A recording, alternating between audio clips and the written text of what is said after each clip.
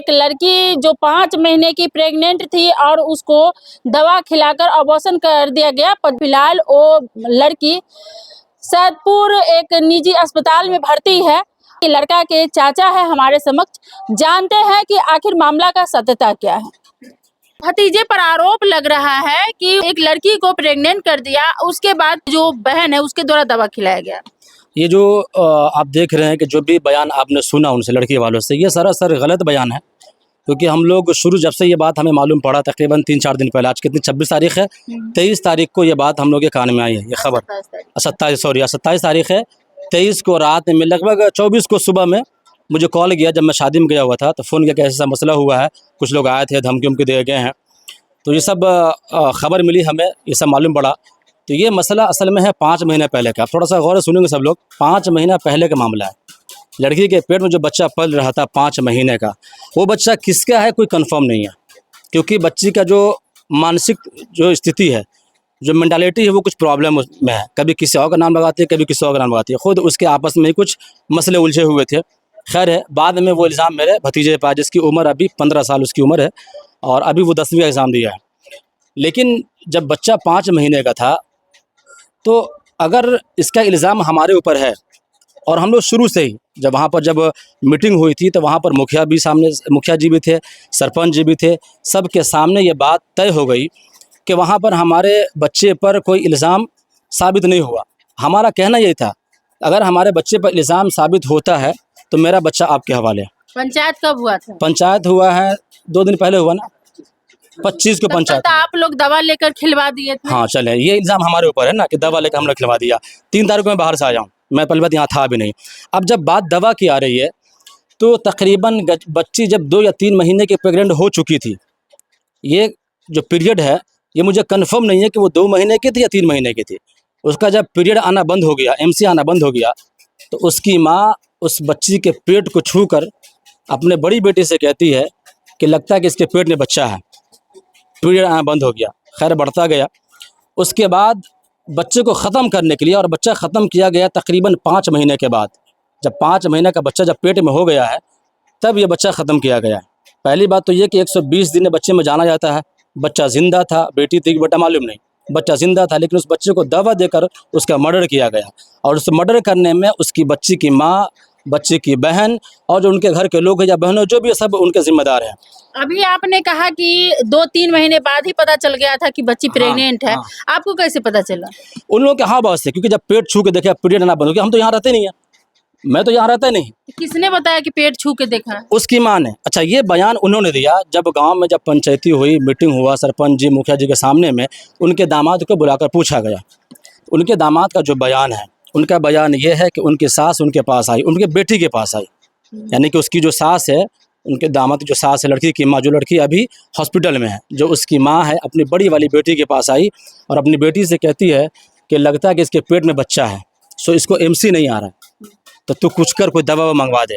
तो उसकी बड़ी बेटी अपने हस्बैंड से बोलती है कि बेचारा पढ़ा लिखा नहीं है, अंगूठा छाप है, उसको कुछ हवा नहीं है।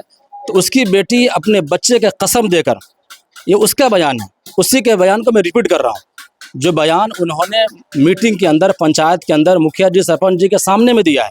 कुछ लोग यहाँ पर मौजूद भी है उस मीटिंग में। मैं बोलूँ चलो मैं झूठा हो जाऊँगा, कुछ लोग यहाँ पर गवाह भी, जो ये बात हुई थी, उन्होंने जो बयान दिया कि उनकी सास वहाँ आई, अपने बेटी से कहती है, उनकी बीवी ने कसम देकर दवा मंगवाई। फिर वो दवा कहती है कि आप पैसा से दवा ला दो, खेंडा सीकर, ये जुमला भी ज़रूरी इस्तेमाल करना है, खेंडा सीकर हम आपको पैसा रिटर्न कर देंगे। अब बताइए कि इसमें पैसा हमारे घर से कहाँ मिला? आप खुद बताइए कि पैसा, ये उनका बयान है, उनकी ज़बान को मैं रिपीट कर रहा हूँ। लड़का यानी कि लड़की के जीजा बताया? लड़की, हाँ, ये लड़की मुझे नहीं बताया, पंच को बताया उन्होंने, पंच को बताया उन्होंने कि उसकी सास आई और उसको कहती है कि आप अपने पैसे दवा ला दो, खेंडा सीकर मैं आपको पैसा दूंगी। तो अभी लड़की फिलहाल अस्पताल में है, आप इलाज क्यों करवा रहे हैं? हाँ, ये बात भी सही आपका सवाल है। इलाज करवाने के पीछे मकसद ये है और ये वजह ये है क्योंकि हम लोग समाज में रह रहे हैं। जब वहाँ पर पंचायती हुआ, मीटिंग सब हो गया, मुखिया जी सरपंच जी के सामने में उन्होंने कहा कि सबसे पहली बात तो ये है कि आप पर इल्ज़ाम लगा है लेकिन साबित नहीं हुआ है। ये जुमला है कि इल्ज़ाम लगा है लेकिन साबित नहीं हुआ है, लिहाजा बच्ची बीमार है, पहले उसका इलाज करवाया जाए, और बच्ची गरीब है तो इसका खर्च आप दे दें। हम लोगों ने सहकार लिया सिर्फ समाज के नाते, क्योंकि हम लोग लोगों की मदद करते हैं, आप गांव में किसी से पूछ लें, क्योंकि हर गांव में हर आदमी का दोस्त और दुश्मन भी होता है। आप किसी से पूछ लें कि हम लोगों की हेल्प करते हैं कि नहीं करते हैं, और हमारी फैमिली कैसी है, हमारा घराना कैसा है लोगों के साथ, क्या हमारी लड़ाई झगड़े हैं या हमारे घर में कोई केस ऐसा है पहले से, ऐसा कुछ भी नहीं है हमारे घर में। तो बस इंसानियत के नाते, मोहब्बत के नाते गांव की बच्ची थी और वो इस कंडीशन में नहीं थी कि उसको लेट किया जाए। तो पहले हम लोगों ने ये कहा, चौकीदार भी थे वो, उन्होंने भी कहा कि काम कीजिए, पहले इलाज करवाइए, पैसा को मत देखिए, पहले आप इलाज करवा तो दीजिए। क्या आपने, आपके कथनानुसार आपके भतीजा का बच्चा उस लड़की के पेट में नहीं था? हमारे हिसाब से नहीं था, अब जांच करवाते वो, उन्होंने तो सबूत को ही खत्म कर दिया ना। तो किसका बच्चा था? अब बच्चा किसका था ये तो जब जांच होता जब मालूम पड़ता। मैं अभी भी ऑन कैमरा आपसे कह रहा हूँ, अगर मेरा बच्चा जिम्मेदार है तो जाए, उसको थाना के हवाले कर दे, वो जेल में जाए, हमें कोई ये नहीं है। इसे हम कोई उसको बच्चे को कुछ बोलेंगे भी नहीं। कहा जा रहा है कि आप लोग थाने वाले को पैसा दे दिए इसीलिए केस नहीं ले रहा है। इल्जाम लगेगा ही ना कि थाने को हमने पैसा दिया है, थाने पर वो खुद गई थी, थाना उनके पास आया था। थाना पर जब जब जाती है तो आपके पास कॉल आ जाता है किसी न किसी का। कैसे कॉल आएगा? अब इतने बड़े आदमी तो नहीं है कि कॉल आ जाएगा हमारे पास। आप खुद सोचिए, इतना हमारे इतनी पहुंच नहीं है कि हमारे पास कॉल आ जाएगा, इतनी पहुंच नहीं है। हाँ ये है कि वो थाने पर जा रहे हैं, लेकिन थाने से मुझे पहले इलाज करवाओ। परसों की रात में वार्ड मेंबर मौजूद हैं, आप उनसे भी रब्ता कर लेंगे। तो वार्ड मेंबर हमें फ़ोन किया, अचानक लड़की की तबीयत ख़राब हो गई, फ़ोन वार्ड मेंबर का फ़ोन आया कि भाई ऐसी बात है, बच्ची बीमार पड़ गई है, कोई पैसा निकाल नहीं रहा। ये जुमला वार्ड मेंबर का है। मैं बस रिकॉर्डिंग तो नहीं है कॉलिंग का कि मैं आपको सुना दूँ प्रूफ के तौर पर। तो मैं बोला काम करो, भाई से बात करो। तो भाई से बात हुई, फिर मैं, मेरे भाई, मेरा कोई दोस्त है, हम सब लोग साथ में गए सरकारी हॉस्पिटल सतपुर में, वहाँ पर इलाज के लिए। तो वहाँ पर रात में वो रुकता नहीं है। हमने कहा काम कीजिए, इसको आप जो है जल्दी चाहते हैं अगर रिकवरी करना तो इमरजेंसी में सीतामढ़ी ले जाके उसको इलाज करवाते हैं, प्राइवेट में इलाज करवा देते हैं। बाकी जो मैटर बाद में सॉल्व कर लेंगे, पहले जान तो जहान। ये वार्ड मेंबर के सामने बात हुई थी, उन लोगों ने नहीं माना। आधा घंटा हॉस्पिटल में आगे पीछे कभी उसका फ़ोन आ रहा, कभी उसका फ़ोन आ रहा, ऐसे करते करते उन्होंने टाइम को ख़त्म कर दिया। और उसके बाद फिर हम लोग वहाँ से वापस आ गए। कल होकर के वही मैटर हुआ, बच्ची की और तबीयत ख़राब हुई। तो हमें यही कहा गया हर तरफ से कि पहले बच्ची का इलाज हुआ। हमारे गाँव के जो बड़े बुजुर्ग हैं उनका भी यही कहना था कि पहले बच्ची का इलाज करवाओ।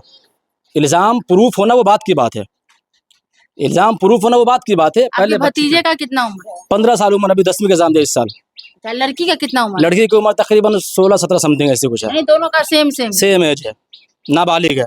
नाबालिग है। अगर भतीजा दोषी हुआ तो दोनों का शादी करेंगे आप? देखिए जो समाज फैसला कर दे, ये जुमला मैं इस्तेमाल नहीं, शादी करेंगे या नहीं, समाज जो कह दे हम मंजूर एग्री हैं। मामला रहे तो कभी भी किसी को कोई फंसा सकता है, क्योंकि मैटर तो लड़की का है। लड़की जो कहेगी कोर्ट वो सुनेगा, पुलिस वो सुनेगी, है ना। लड़की के बहन और बहनों आपका सहयोग कर रहे हैं? कोई सहयोग किसी का नहीं है। तो फिर वो लोग उसको भी, वो लोग तो उसी में लपेट रहे हैं ना कि आप लोग के सहयोगी है। नहीं, कोई सहयोगी नहीं है। ये मोहल्ले वाले लोग सामने सहयोग क्या रहेंगे, उन्हीं की वजह से आज हम इस मुसीबत में फंसे हुए हैं। अगर वो दवा ला के नहीं देते हैं तो कम से कम रिपोर्ट तो सामने आता है बच्चा किसका है। आप खुद सोचे ना, अगर वो बच्चा मान के कि मेरे भतीजे का था, अगर जांच होता, क्योंकि बच्चे की, लड़की की मानसिकता वैसे भी ख़त्म है, और वो कहती है कि दिन में हमको पकड़ के वहाँ से उस घर के पास से दिन में मोहल्ले में घसीट के लाया। दिन में यहाँ पर आपको लगता है कोई घसीट के लाएगा हमारे मोहल्ले में किसी को? ये सब कहने की बात है, इल्ज़ाम लगते रहते हैं। हम तो आज भी, अभी भी ऑन कैमरा आपको बता रहे हैं, अगर इल्ज़ाम होगा फिर आगे जो फैसला होगा हम उसको मान लेंगे। चाहे कोर्ट फैसला करे, थाना फैसला करे, सरपंच फैसला करे, मुखिया जी फैसला करे। अच्छा, आपने एक चीज कहा है कि लड़की के भाई पर भी आरोप लगा था। जी बिल्कुल, उनकी खुद उसकी भौजाज पे आरोप लगाई थी। जी, ये क्या आरोप लगाई थी? वही उसके बारे में, क्योंकि जो आरोप लगा था उसी का फैसला करने के लिए।